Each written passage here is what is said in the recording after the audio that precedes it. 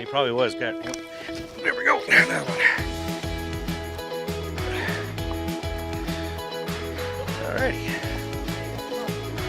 Come here, you.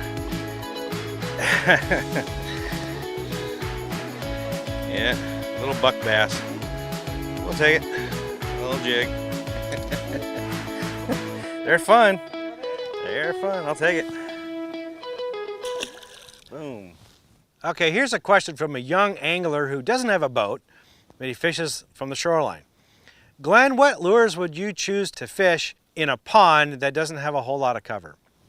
Well, really, there's a couple things I consider when I'm shore fishing. One of them is casting distance, and the other is water clarity and available cover. If the lake doesn't have a lot of cover and the clarity is relatively clear to murky or to stained, yeah, I'd say disdained. I would first pick like a lipless crankbait, because with a lipless crankbait you can vary the depth at where you're fishing it, so it adds a lot of versatility to it, and you can cast those a million miles, right? You can cast them really far, or you can underhand cast short, so you can make a lot of cast to targets as well. So it's a very versatile bait to be fishing those conditions.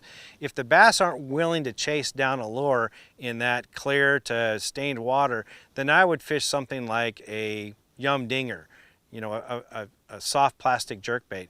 That's the type of thing I would be throwing, maybe a fluke, something like that, and fish it a lot slower, methodically, over the tops of weeds or near cover or near ambush points, such as if there's a stump or a rock or something like that nearby the fish might be hanging out on.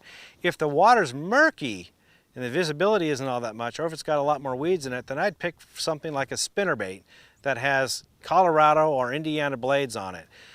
I like to fish 3/4 ounce baits, spinnerbaits, because of two things. Well, primarily because of speed. I can fish it really fast, and I can boil it just under the surface where I'm just bulging the water, not breaking the surface. Or I can fish it a lot slower and slow roll it right near different cover. In addition, because of the weight, I can fish it throughout the water column. So again, it makes it more versatile. So those are really the three main lures that I'd always have with me when I'm shore fishing in a pond.